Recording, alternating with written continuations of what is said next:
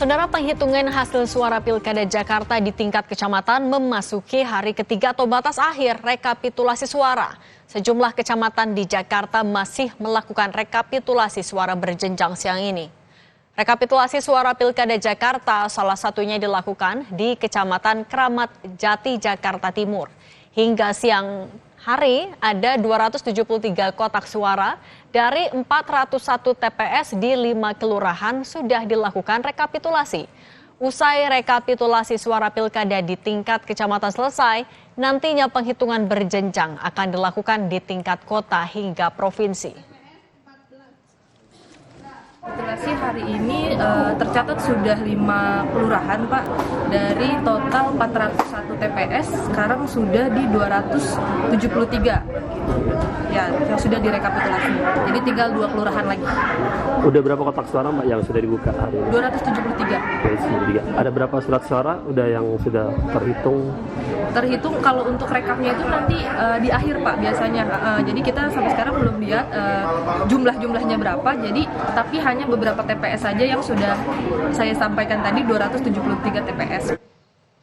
Komisi Pemilihan Umum Kota Cilegon juga mulai melakukan rapat pleno rekapitulasi penghitungan suara di tingkat panitia pemilihan kecamatan. Rapat pleno rekapitulasi penghitungan suara dimulai untuk suara pemilihan gubernur dan wakil gubernur Banten hingga Pilwalkot Cilegon. KPU Cilegon menargetkan rekapitulasi penghitungan suara di tingkat kecamatan akan selesai hingga 3 Desember 2024.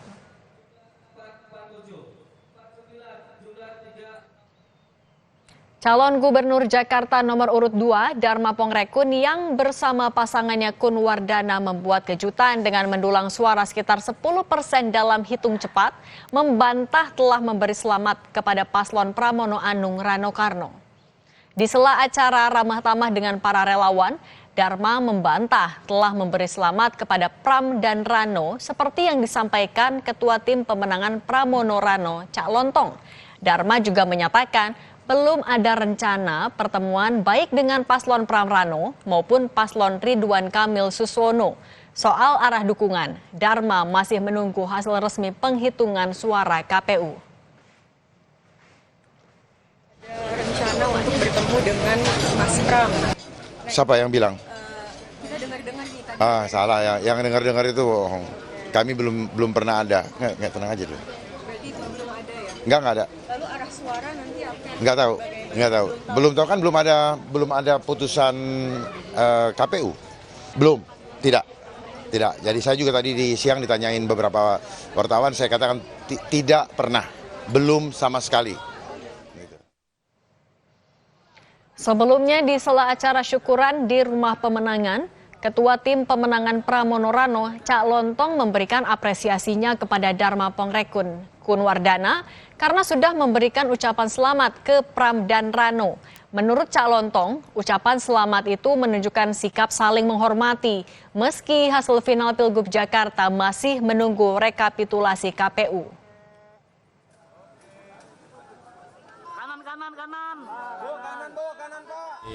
Sebuah kontestasi tentu saja ada yang menang, ada yang kalah, dan kita akan menyikapi dengan bijak, dan kita berharap semua juga menyikapi dengan bijak, dan kita juga berterima kasih karena dari pasangan 02 sudah juga mengucapkan selamat juga kepada kami. Jadi itu bentuk apresiasi bahwa kita saling menghormati apapun hasil dari Pilkada DKI Jakarta.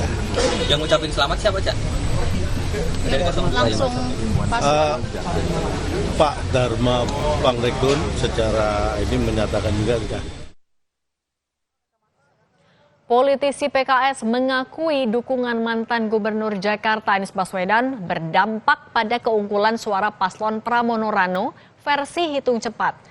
Menurutnya, peluang Pilgub Jakarta berlangsung 2 putaran masih terbuka.